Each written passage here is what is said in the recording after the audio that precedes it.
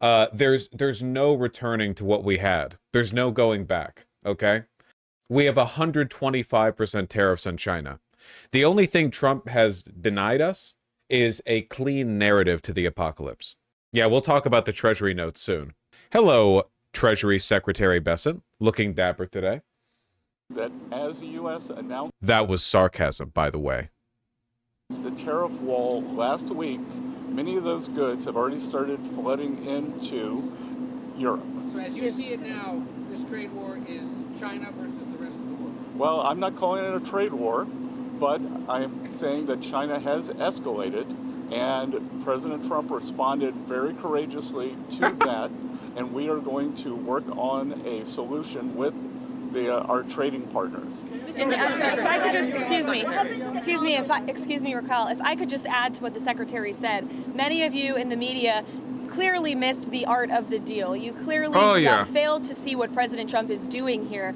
She saw an opportunity to rack up some more gluck points.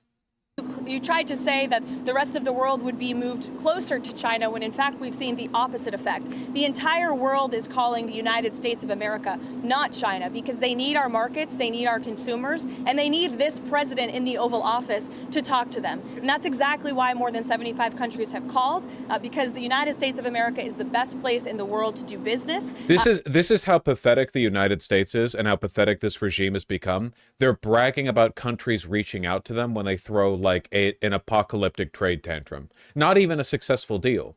They're not even bragging about countries offering like concessions to the United States. Remember, their cope was that all of this was like a negotiating tactic. But now, without extracting anything from the entire planet, they're pausing the tariffs.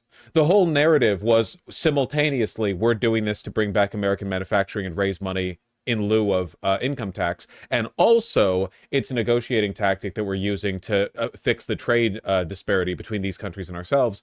But now we've given up on all that. Now we're just saying like, oh, well, they called us. What do they call us to do? Say this is stupid? Oh, well, tariffs are gone. 90-day pause.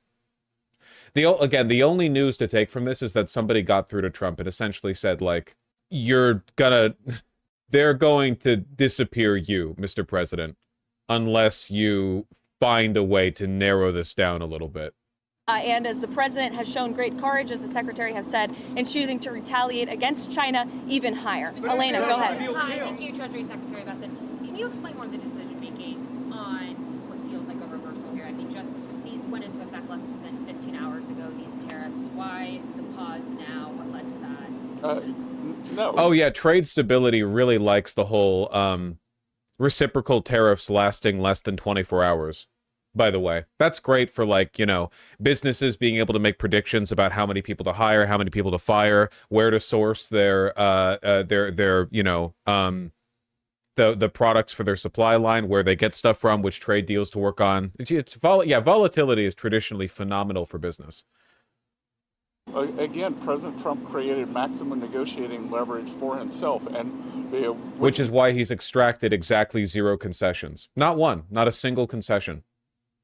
Tariffs went into effect 15 hours ago. The ones that we have lowered went into effect a week ago. They were announced a week ago, and we've just been... They didn't go into effect 15 hours ago. They went into effect a week ago. Well, they were announced a week ago. They did go into effect 15 hours ago. That's true. Yeah, you were correct on that one. I don't know why I'm talking, to be honest. Overwhelmed by the response from mostly our allies who want to come and negotiate in good faith. So we are expecting them to come with their best deal. As I said a week ago today, don't retaliate, hold your ground, let's see what happens. And China, they kept escalating, and now they have 125% tariffs that will be effective immediately. Mr. Secretary. Obviously, China didn't escalate at all. They're pushing for this, but, you know, China's well positioned to win this trade war. Really rooting for them. Also, the EU literally did retaliate against us. By the way, since yesterday, they've yet to negotiate with any of the countries that reached out to them. Oh, yeah, no. Nobody, the White House did not respond to anyone. All these countries reached out to the White House. The White House didn't respond. Why? Because Trump never intended to talk to them. He just wants to blow up the planet. So somebody talked to him and was like, listen, there are powers in this world greater than you and you are making them angry. You need to dial this down. I do think China announced retaliatory tariffs. That's not them escalating. That's them responding. China's tariffs have consistently remained lower than the ones we've applied to them. Go ahead. Mr. Secretary, thanks so much for doing this. The 90-day pause on the reciprocal tariffs, is that because of the whiplash that we've been seeing across the financial markets? How much was, what we saw in the stock markets, a part of this decision? No, it's because because of the large number of inbounds, we've had more than 75 countries contact us, and I imagine after today there will be more. So it is just a processing problem. Why would more countries contact the United States after they responded to nobody before and then lowered the tariffs anyway? How does that incentivize trade and negotiation when you don't talk to people and then the thing they want to happen happens anyway? Each one of these solutions is going to be bespoke. It is going to take some time, and President Trump wants to be personally involved. So that's why we're getting the 90-day pause. Clarification. Mr. Secretary, there was a tweet that you and Secretary Letnick were in the Oval Office with the President talking about this. Can you talk about what that conversation was like and what you guys said to one another that led to this decision? Look, it's all the President's decision, and the President had... That's not how trade deals should work. Nah, I'm pretty sure this is how the Founding Fathers wanted it to be, with every decision being made unilaterally by the President and the executive secretaries only being there to, like, talk about how smart the President is. The secretaries don't even talk about, like, what they've offered to the conversation. They're not like, well, as a 45-year expert in trade, I offered this to the President or whatever. They literally are only there to liaison with the media to say, well, like, glorious God Emperor Trump has plans. He works in mysterious ways, but his intentions are divine. Who are we to question him? A level in mind to raise the China tariffs. And then he had the 3-month pause in mind, and we were discussing the exact wording. Sorry? Of course. It's the president's decision. It's the president's decision. It was the president's decision to wait until today. And again, as I've said in the past, no one... I like how he says this like this is a defense or like answers anyone's question. The world is ending, you're imploding the economy, and he's like, well, no, like the God Emperor wills it.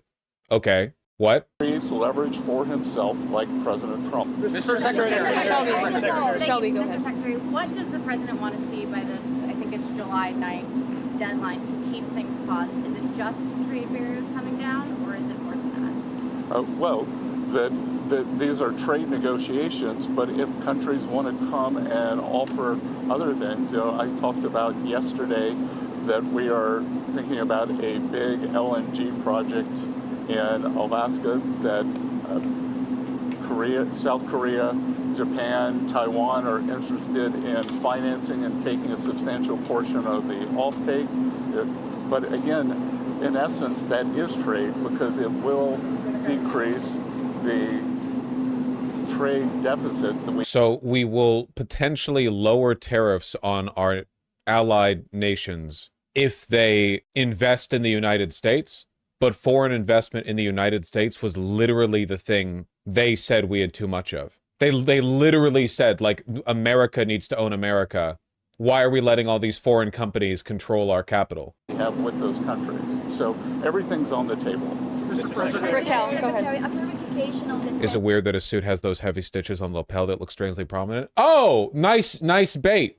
You really, I was just looking at those. They look awful, don't they? You know what? You're not going to get me this time, but maybe we'll touch back on that subject in the near future. This is very important economic news.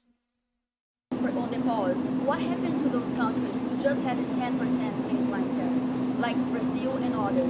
Are they still going to have this 90-day pause? Because you were saying that there will be a tariff of 10% for others. So what happened to those who just had a 10%? Yeah, that's going to remain. And do you call this an embargo to China? Pardon? You call this an embargo to China, a trade embargo? Well, I'm not sure what you mean by the word embargo. 125% tariffs, like on those, and then impose 84%. Isn't this an embargo? Well, it's not. It's China's decision that we have the deficit with them. They sell us almost 5 times.